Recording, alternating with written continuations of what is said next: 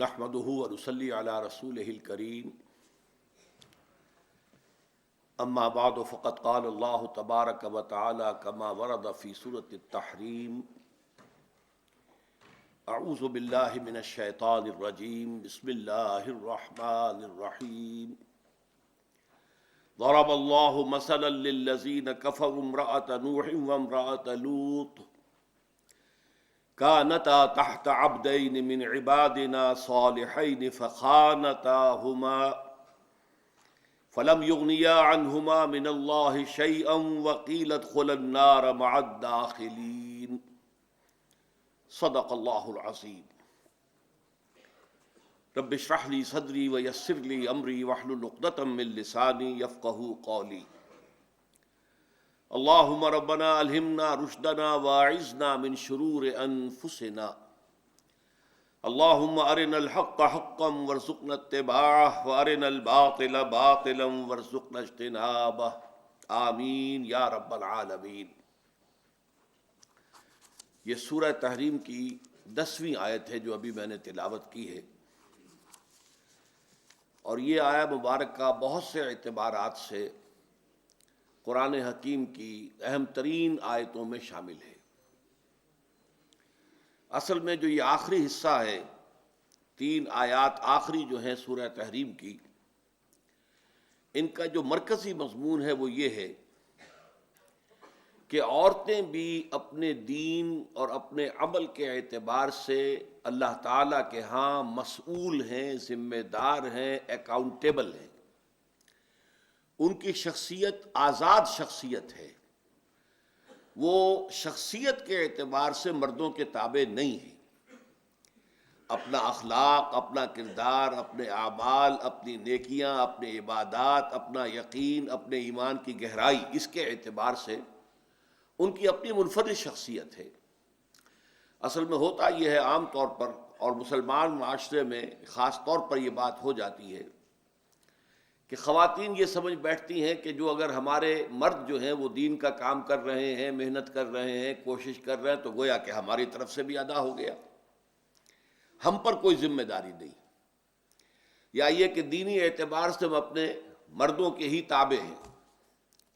یہ بات جو ہے جس کی نفی کی جا رہی ہے ان آیات کے اندر، اور جو میں نے ہینڈ بل اس کے لیے شائع کیا تھا اس میں پھر خاص طور پر مزید حوالہ دیا تھا سورہ لہب کا، کہ اس سے یہ معلوم ہوتا ہے کہ ہر عورت کی اپنی ایک آزاد شخصیت ہے۔ یہ مسئلہ عہد حاضر میں بہت بڑی کنٹروورسی کا حامل بن چکا ہے۔ مساوات مرد و زن، یہ مغرب کا نعرہ ہے، اور اس نعرے سے ان کی مراد یہ ہے کہ ہر اعتبار سے مرد اور عورت بالکل برابر ہیں۔ اسلام کا معاملہ اس میں یہ ہے کہ نہیں، انتظامی اعتبار سے جب ایک مرد شوہر ہو اور ایک عورت اس کی بیوی ہو تو وہ برابر نہیں ہے۔ البتہ انسانی سطح پر وہ برابر ہیں، ایز ہیومن بینگز۔ ظاہر بات ہے کہ مرد بھی ہیومن بینگ ہے، عورت بھی ہیومن بینگ ہے، تو دونوں کا اس اعتبار سے کوئی فرق و تفاوت نہیں ہے۔ انسانیت کا شرف، انسانیت کی عزت، انسانیت کا مقام، اشرف المخلوقات ہونے کی حیثیت، یہ ساری چیزیں مشترک ہیں مردوں اور عورتوں کے درمیان۔ اس اعتبار سے قابل مساوات ہے۔ قرآن مجید میں 2 مقامات اس اعتبار سے بڑے اہم ہیں۔ سورہ آل عمران کا جو ہمارا درس تھا، جو کہ دوسرے حصے کا پہلا سبق تھا، اس کی آخری آیات، اس میں یاد ہوگا کہ ایک بڑی طویل دعا نقل ہوئی ہے اہل ایمان کی، جو 3 آیتوں سے بھی زائد پر پھیلی ہوئی ہے، اور اس دعا کے بعد اللہ تعالیٰ نے فوراً فرمایا فَاسْتَجَابَ لَهُمْ رَبُّهُمْ أَنِّي لَا أُضِيعُ عَمَلَ عَامِلٍ مِّنكُم مِّن ذَكَرٍ أَوْ أُنثَىٰ بَعْضُكُم مِّن بَعْضٍ۔ تو اللہ تعالیٰ نے اپنے ان اہل ایمان بندوں کی دعا کو قبول فرمایا، یہ فرماتے ہوئے کہ میں تم میں سے کسی بھی عمل کرنے والے کے عمل کو ضائع کرنے والا نہیں ہوں، خواہ وہ مرد ہو خواہ عورت، اور تم سب ایک دوسرے میں سے ہی ہو۔ یعنی مرد اور عورت میں یہ فرق و تفاوت تو نہیں ہے، ظاہر بات ہے کہ وہ بھی ہیومن بینگ ہے، یہ بھی ہیومن بینگ ہے۔ اچھا، پھر یہ کہ ایک ہی باپ کے نطفے سے بیٹا بھی پیدا ہوتا ہے، بیٹی بھی پیدا ہوتی ہے، ایک ہی ماں کے رحم میں بیٹے نے بھی پرورش پائی ہے، بیٹی نے بھی پرورش پائی، بعضکم من بعض، تم ایک دوسرے میں سے ہو۔ اس اعتبار سے کوئی فرق و تفاوت نہیں ہے۔ اس معاملے میں خاص طور پر میں تذکرہ کر دوں کہ عیسائیوں کی بہت بڑی غلطیوں میں سے ایک یہ غلطی بھی ہے کہ وہ کہتے ہیں کہ عورت میں روح نہیں ہے، روح صرف مردوں میں ہے۔ یعنی وہ جو اصل شرافت ہے انسان کی، وَنَفَخْتُ فِيهِ بِالرُّوحِ، جو حضرت آدم کے بارے میں فرمایا فَإِذَا سَوَّيْتُهُ وَنَفَخْتُ فِيهِ بِالرُّوحِ، کہ جب میں اس کو بنا لوں، اس کی تخلیق مکمل کر لوں، اس کی ناک پلک سنوار دوں، نوک پلک، اور پھر اس میں اپنی روح میں سے پھونک دوں، تو یہ مقام صرف مرد کا ہے، عورت کا نہیں ہے۔ جیسے حیوانات میں جان ہے، روح نہیں ہے، اسی طرح عورتوں میں بھی جان تو ہے، life is something else, روح is something else, spirit is something else. Life and spirit are not the same thing. تو لائف تو حیوانات میں کیا، نباتات میں بھی ہے، اسی طریقے سے عورتوں میں بھی ہے، لیکن روح نہیں ہے۔ اسی لیے آپ دیکھتے ہیں کہ عیسائیت میں عورت کو مجسم شر قرار دیا گیا۔ ایو سے ایول کا لفظ بنا ہے، ایو حضرت حوا، اور ایول بدی، خرابی، برائی، شر، عورت گویا کہ مجسم شر ہے۔ یہیں سے ان کے ہاں پھر فلسفہ پیدا ہوا کہ شادی کرنا جو ہے گھٹیا کام ہے۔ اصل جو روحانی اعتبار سے بلند تر زندگی ان کی ہے، جو ساری عمر تجرد کی زندگی گزارے، شادی نہ کرے، یہ جنسی اختلاط سے اپنے آپ کو دور رکھے، اور گھر گھرستی کے چکر میں نہ پڑے۔ یہ ننے ہیں اور یہ جو ہیں یہ مجرد رہنے والی عورتیں ہیں، اور یہ تجرد کی زندگی گزارنے والے مرد ہیں۔ اگر چاہیے کہ فطرت سے جب لڑتے ہیں تو پھر فطرت اکثر و بیشتر پچھاڑ دیتی ہے انسان کو۔ پھر جو کچھ ہوتا ہے بالفعل وہ خود ان کے ہاں جو تاریخ مرتب ہوئی ہے، ہسٹری آف کرسچن موناسٹسزم، تو اس میں بتایا گیا ہے کہ اگرچہ راہب خانوں میں بظاہر کہنے کو تو راہب مرد اور راہب عورتیں رہتی تھیں، غیر شادی شدہ مرد، غیر شادی شدہ عورتیں، لیکن ان کے تہخانوں میں حرامی بچوں کے قبرستان آباد ہو جاتے تھے، اس لیے کہ فطرت ہے انسان کی، ایک تقاضا ہے اس کا، اس کی جبلت ہے، اس کی طبیعت ہے، اس کی سرشت ہے، اس کی خلقت ہے، اس کا تقاضا ہے، اس کو پورا ہونا چاہیے۔ بہرحال اسلام جو ہے شرف انسانیت کے اعتبار سے تو مساوی قرار دیتا، مرد اور عورت کو اس میں کوئی فرق نہیں، لیکن یہ ہے، اور اسی کے حوالے سے پھر یہ نتیجہ نکلتا ہے کہ وہ بھی رسپانسبل ہے۔ جیسے مرد ذمہ دار ہے، جواب دہ ہے، وہ اسی طرح عورت بھی اللہ کے سامنے جواب دہ ہے، ذمہ دار ہے، اکاؤنٹیبل ہے۔ اور اسی طریقے سے قرآن مجید میں بیان کیا گیا ہے، سورہ نساء کی آیت نمبر 32 ہے، وَلَا تَتَمَنَّوْا مَا فَضَّلَ اللَّهُ بَعْضَكُمْ عَلَىٰ بَعْضٍ لِلرِّجَالِ نَصِيبٌ مِّمَّا اكْتَسَبُوا وَلِلنِّسَاءِ نَصِيبٌ مِّمَّا اكْتَسَبْنَ، مردوں کے لیے حصہ ہے اس میں سے جو انہوں نے کمایا، اور عورتوں کے لیے حصہ ہے اس میں سے کہ جو انہوں نے کمایا۔ اس آیت سے بھی غلط استدلال کرتے ہیں جدید جو لوگ ہیں کہ یہ کمائی دیکھو، عورتوں کے لیے بھی کمائی کا لفظ آیا، گویا کہ وہ کام کر سکتی ہیں، کما سکتی ہیں۔ تو اگرچہ اصولی اعتبار سے اسلام نے کوئی رکاوٹ نہیں لگائی ہے، عورت تجارت کر سکتی ہے، عورت کوئی اور کام کر سکتی ہے، لیکن بالفعل اسلامی معاشرے میں عورت کا یہ فنکشن نہیں ہے۔ کمانا اور جو بھی معاش کی جد و جہد ہے، اس کا سارا بوجھ جو ہے اللہ تعالیٰ نے وہ مرد پر ڈالا ہے۔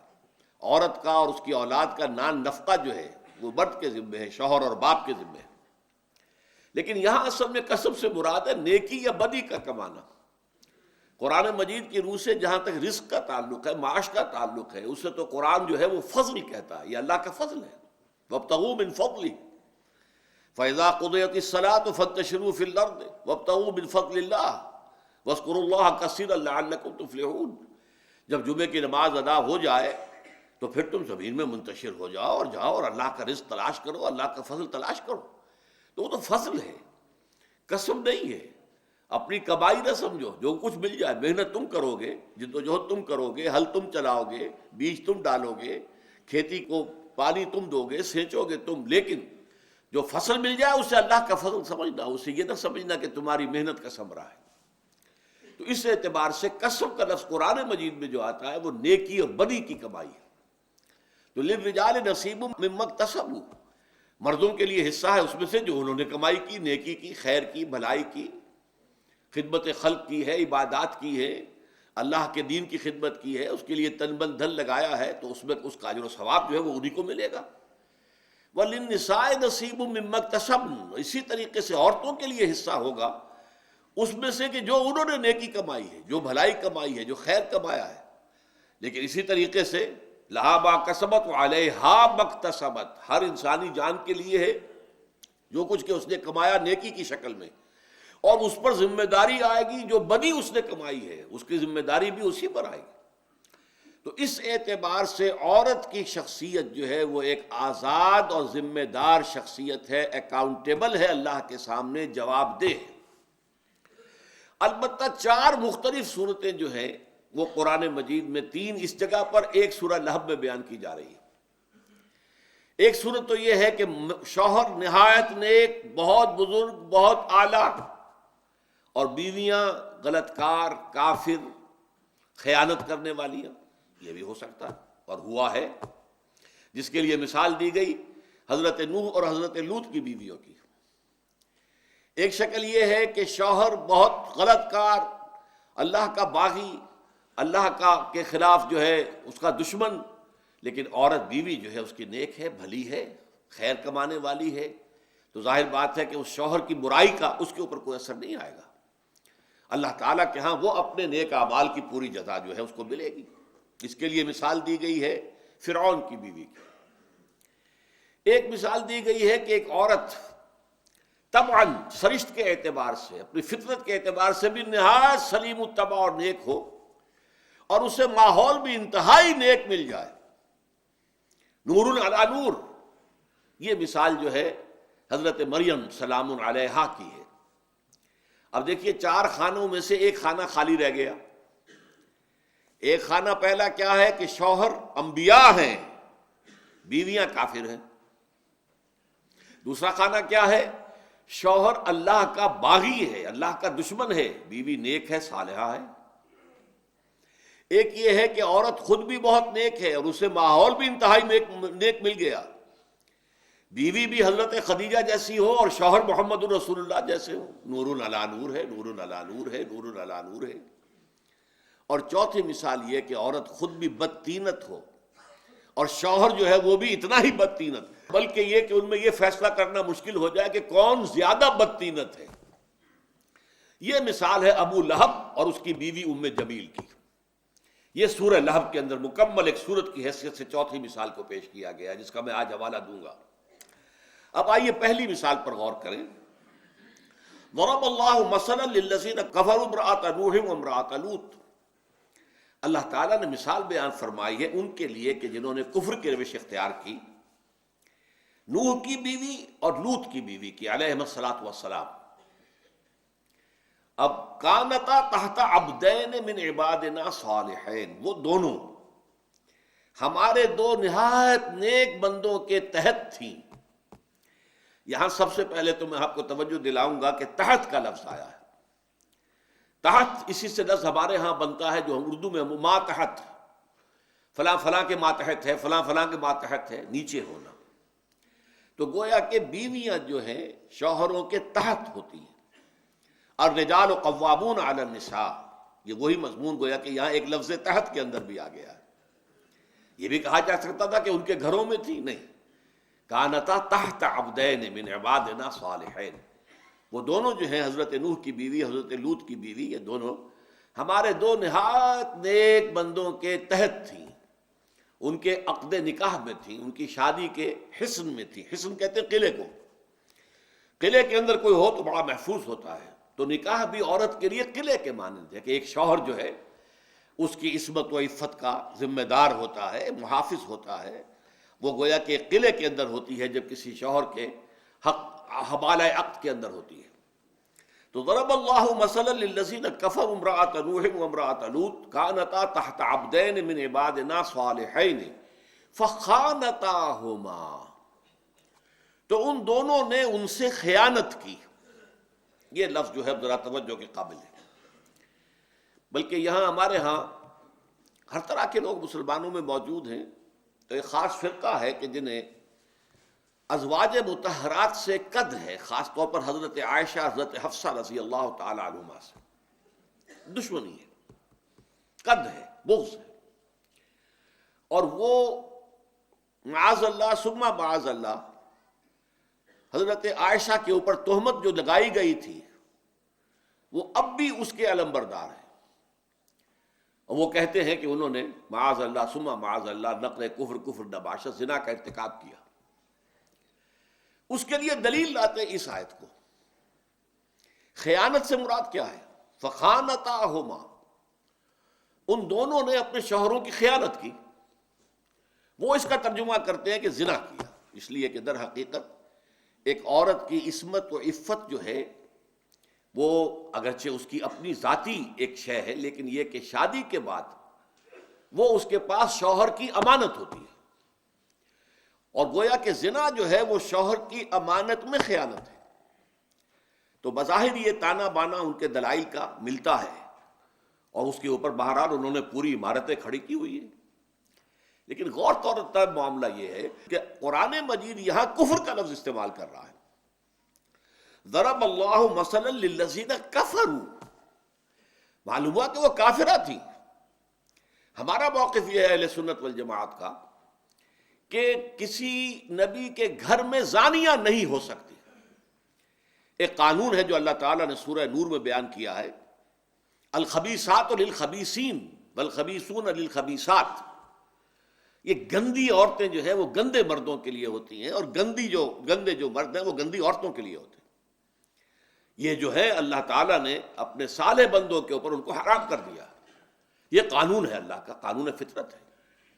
تو نبی جو کہ صالحین میں بہت اونچے مقام پر ہیں، صالحین تو خیر صالحین کے بعد رتبہ ہے شہداء کا، پھر صدیقین کا، پھر انبیاء کا، چوتھے درجے پر آتا ہے۔ فَأُولَٰئِكَ مَعَ الَّذِينَ أَنْعَمَ اللَّهُ عَلَيْهِم مِّنَ النَّبِيِّينَ وَالصِّدِّيقِينَ وَالشُّهَدَاءِ وَالصَّالِحِينَ۔ صالحین تو چوتھے نمبر پر آئے۔ تو انبیاء کرام جو ہیں ان کے ہاں کوئی بدکار عورت نہیں ہو سکتی، یہ ہمارا موقف ہے اصولی اعتبار سے۔ اور اس کے لیے دلیل جو اس صورت کے اندر موجود ہے وہ کیا ہے؟ دیکھیے، اس سے پہلے جو واقعہ آیا ہے، اذ اسر النبی الی بعض ازواجہ حدیثا، ایک راز کی بات حضور نے اپنی ایک زوجہ محترمہ کو بتائی، راز کے طور پر امانت رکھی۔ ان سے خطا ہوئی، انہوں نے اس راز کو ظاہر کر دیا دوسری زوجہ محترمہ کو۔ غالباً حضرت عائشہ سے وہ بات کہی گئی تھی اور حضرت حفصہ سے انہوں نے بیان کر دی۔ اس پر پکڑ آ گئی، اور پکڑ شدید آئی ہے، اس میں کوئی شک نہیں، ہم پڑھ چکے ہیں وہ آیات کہ ان تتوبا الی اللہ فقد صغت قلوبکما وان تظاہرا علیہ فإن اللہ هو مولاه وجبریل وصالح المؤمنین والملائکۃ بعد ذلک ظہیر۔ بڑا سخت انداز ہے، لیکن ساتھ واضح کر دیا وہ خیانت کیا تھی۔ راز کو افشا کر دینا شوہر کے، یہ ایک خیانت ہے۔ اسی لیے وہ جو آیا ہے سورہ نساء کے اندر، الرجال قوامون علی النساء بما فضل اللہ بعضهم علی بعض وبما انفقوا فالصالحات قانتات حافظات للغیب، رازوں کی حفاظت کرنے والی۔ ظاہر بات ہے شوہر کے رازوں سے بیوی سے بڑھ کر کون واقف ہوگا؟ شوہر کی کوئی کمزوری ہے تو وہ بیوی سے زیادہ کس پر واضح ہوگی؟ شوہر کا کوئی اور اسی طرح کا معاملہ ہے تو ظاہر بات ہے کہ بیوی کے اوپر تو کھلا ہوا ہے۔ لیکن بیوی کا، نیک بیوی کا، فالصالحات، نیک بیویاں وہ ہیں جو نمبر ایک اپنے شوہروں کی فرما بردار ہیں، قانتات حافظات للغیب، اور غیب کی اور رازوں کی حفاظت کرنے والی ہیں۔ تو در حقیقت جو غلطی، اب ہمیں جو ہے پورا سیاق و سباق دیکھنا چاہیے کہ اس سورہ مبارکہ میں ازواج مطہرات کی ایک غلطی کا بالکل واضح طور پر ذکر آ گیا ہے کہ انہوں نے حضور کے ایک راز کا جو ہے افشا کر دیا۔ تو اسی کی روشنی میں اس آیت کو ہم لیں گے کہ انہوں نے خیانت کی، اور یہ معلوم ہوتا ہے کہ در حقیقت یہ کافر تھیں۔ کافرہ ہو سکتی ہے، دیکھیے ایک ہے خبیثات اور خبیثون، وہ اور شے ہے، کردار کے اعتبار سے گھٹیا، ذلیل، رذیل، کمینے، وہ معاملہ اور ہے۔ ایک ہے کفر اور اسلام کا معاملہ، وہ ممکن ہے۔ تو یہاں معاملہ جو ہے کافروں کو، گویا کہ ان کی بیویاں کافر رہیں، حضرت نوح پر ایمان نہیں لائی ان کی بیوی، حضرت لوط پر ایمان نہیں لائی ان کی بیوی، اور وہ کافروں میں رہیں، اور ظاہر بات ہے کہ پھر حضرت نوح علیہ السلام کے راز، ان کی باتیں جو ہیں، ان کی بیوی اپنی قوم تک پہنچا دیتی تھی، اور حضرت لوط علیہ السلام کی بات بھی ان کی بیوی جو ہے اپنی قوم تک پہنچا دیتی تھی۔ بلکہ بعض روایات سے معلوم ہوتا ہے کہ حضرت لوط کے پاس جب وہ دو فرشتے، دو نہایت حسین نوجوان لڑکوں کی شکل میں آئے تھے، تو ان کی بیوی ہی نے اپنے قوم کے سرداروں کو متوجہ کیا تھا اور مطلع کیا تھا کہ تمہارے لیے بڑا عمدہ جو ہے شکار آیا ہوا ہے، آؤ، اور یہ اسی کا فعل تھا۔ اس اعتبار سے اب اس کی تعریف جو ہے وہ یہ ہوگی کہ جنہوں نے خیانت کی، یعنی جنہوں نے اپنے شوہر کے رازوں کو اپنے کافر ہم قوم لوگوں تک پہنچایا۔ ضرب اللہ مثلا للذین کفروا امرأۃ نوح وامرأۃ لوط کانتا تحت عبدین من عبادنا صالحین فخانتاہما، یہ خیانت ان کے رازوں کی خیانت ہے۔ فلم یغنیا عنہما من اللہ شیئا، تو پھر وہ دونوں ہمارے بندے رسول تھے، نبی تھے، لیکن کچھ نہ بچا سکے ہماری پکڑ سے اپنی بیویوں کو۔ جب پکڑ آئی ہے، جب عذاب آیا ہے، تو قرآن مجید میں کتنے مقامات پر ہم نے پڑھا کہ فرشتوں نے کہہ دیا تھا حضرت لوط سے کہ آپ کے اہل و عیال نکل جائیں جلد از جلد یہاں سے، صبح قریب ہے، الیس صبح میں قریب، اور صبح کے وقت ان پر عذاب آ جانا ہے، نکل جائیں جلدی سے۔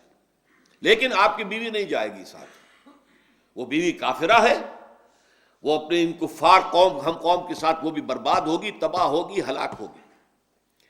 یہی معاملہ معلوم ہوتا ہے کہ حضرت نوح کی بیوی کے ساتھ ہوا، لیکن وہ بیوی جو ان کے ساتھ بچ کر کشتی میں گئی ہے وہ مومنہ تھی، جس کے بطن سے پھر وہ 3 بیٹے، حضرت سام، حضرت حام، حضرت یافس، جن سے کہ پھر نسل انسانی آگے بڑھی ہے اور چلی ہے۔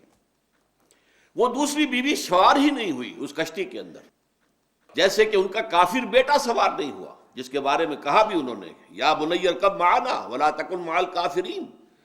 جب وہ سیلاب آ رہا تھا اور پہاڑ جیسی جو ہے وہ موجیں اٹھ رہی تھی، تو حضرت نوح نے اپنے اس بیٹے سے کہا تھا، کنعان اس کا نام تھا، کہ بیٹے ہمارے پاس آ جاؤ، اب بھی ایمان لے آؤ، کشتی میں سوار ہو جاؤ۔ اس نے یہ کہا تھا، ساوی الی جبل یعصمنی من الماء، میں عنقریب اس پہاڑ پہ چڑھ جاؤں گا، وہ مجھے پانی سے بچا لے گا۔ تو ایک کافر بیٹا بھی ہلاک ہوا، اور ایک اسی کی ماں جو کافرہ تھی وہ بھی ہلاک ہوئی۔ البتہ جو مومنہ تھی وہ ان کے ساتھ بچی ہے، اور وہ اس کے ساتھ کشتی سے پھر اترے ہیں، اور ان کے 3 جو بیٹے ہیں ان سے جو ہے نسل انسانی آگے چلی ہے۔ اب یہاں پہ خاص طور پر نوٹ کیجئے کہ انسانوں میں بلند ترین مقام ہے انبیاء اور رسول کا، لیکن وہ بھی کافروں کو نہیں بچا سکتے اللہ کے عذاب سے۔ حالانکہ اب کافروں میں اس سے زیادہ نزدیکی کون ہوگا؟ بیوی سے قریبی کون ہوگا؟ بہرحال ایک زندگی اس کے ساتھ گزاری ہے، تعلق اس کے ساتھ رہا ہے، لیکن یہ کہ وہ کام نہ آ سکے، کچھ بھی نہ بچا سکے اللہ کے عذاب سے۔ یہی ہے وہ حدیث جو میں نے آپ کو سنائی تھی اسی سورہ مبارکہ کے ابتدائی درس میں، کہ حضور اپنے ہاں کی خواتین کو لے کر بیٹھا کرتے تھے اور ایک ایک کا نام لے کر کہتے تھے، یا فاطمہ بنت محمد انقذی نفسک من النار فإنی لا املک لک من اللہ شیئا، اے فاطمہ، محمد کی لخت جگر صلی اللہ علیہ وسلم رضی اللہ تعالی عنہ، اے فاطمہ، محمد کی جگر کا ٹکڑا، اپنے آپ کو آگ سے بچانے کی فکر کرو، اس لیے کہ اللہ کے ہاں تمہارے بارے میں مجھے کوئی اختیار حاصل نہیں ہوگا۔ تمہارا اپنا ایمان، تمہارا اپنا عمل صالح ہوگا تو وہاں بچت ہوگی، بچاؤ ہوگا، نجات ہوگی، فوز و فلاح ملے گی، ورنہ نہیں۔ یا صفیۃ عمۃ رسول اللہ انقذی نفسک من النار فإنی لا املک لک من اللہ شیئا، اے صفیہ، اللہ کے رسول کی پھوپھی، بچاؤ اپنے آپ کو، نکالو اپنے آپ کو آگ سے، جہنم کی آگ سے بچاؤ، اس لیے کہ میں قیامت کے دن اللہ کے ہاں تمہارے کام نہیں آ سکوں گا۔ تمہارا اپنا عمل ہوگا، تمہاری اپنی نیکی ہوگی، تمہارے اپنے اعمال ہوں گے، تمہارا اپنا ایمان ہوگا۔ تو یہاں بھی نوٹ کر لیجئے، فلم یغنیا عنہما من اللہ شیئا، یہ ماضی کا صیغہ جو استعمال ہو رہا ہے، در حقیقت یہ سمجھ لیجئے قرآن مجید کا اسلوب ہے کہ مستقبل کی وہ چیزیں جو حتمی یقینی ہیں، جو لازماً وقوع پذیر ہونی ہیں، تو عربی زبان میں حتمیت کے لیے، یقینیت کے لیے ماضی کا صیغہ استعمال ہوتا ہے، جیسے کہ یہ کہہ دیا گیا، ہو گیا، اگرچہ یہ ہونا ہے ابھی، وقیل ادخل النار مع الداخلین، کہہ دیا گیا کہ داخل ہو جاؤ آگ میں داخل ہونے والوں کے ساتھ. یعنی رسولوں کی بیویوں کو ان کے تعلق، ان کے شوہروں کا تعلق جو ہے بچا نہیں سکے گا اللہ تعالیٰ کے عذاب سے. ان کی اپنی شخصیت ہے، وہ خود ذمہ دار ہے، وہ خود ایک فرد نوع بشر ہے، وہ خود ہیومن بینگ ہے، وہ انسان ہے. ان میں بھی روح پھونکی گئی ہے جیسے کہ انسان مردوں میں پھونکی گئی ہے. یہ عیسائیوں والا عقیدہ ہمارا نہیں ہے کہ عورت میں روح نہیں ہے صرف جان ہے، جیسے کہ حیوانات میں روح نہیں ہے جان ہے صرف، بلکہ یہ کہ ان میں بھی روح ہے، وہ بھی ذمہ دار ہیں. اور کتنی ہی خواتین ہوں گی کہ قیامت میں جو ہے بہت سے کروڑوں اربوں مرد جو ہیں رشک کریں گے کہ کیا ان کا مقام اللہ نے عطا کیا. آپ سوچئے حضرت مریم کا کیا مقام ہوگا، حضرت آسیہ کا کیا مقام ہوگا، حضرت خدیجہ کا کیا مقام ہوگا، حضرت عائشہ کا کیا مقام ہوگا، حضرت فاطمہ کا کیا مقام ہوگا. دادا کروڑوں اربوں مرد ہوں گے کہ جو رشک کریں گے ان کے مقام پر. تو اللہ تعالیٰ مقام عطا فرماتا ہے مردوں کے لیے. انی لا اضیع عمل عامل منکم من ذکر او انثی، میں تم میں سے کسی کے عمل کو بھی ضائع کرنے والا نہیں ہوں، خواہ وہ مرد ہو خواہ عورت.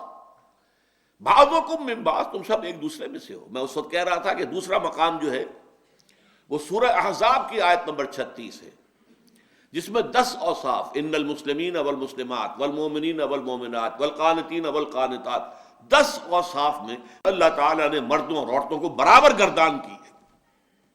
اوصاف مردوں میں بھی ہو سکتے ہیں عورتوں میں بھی ہو سکتے.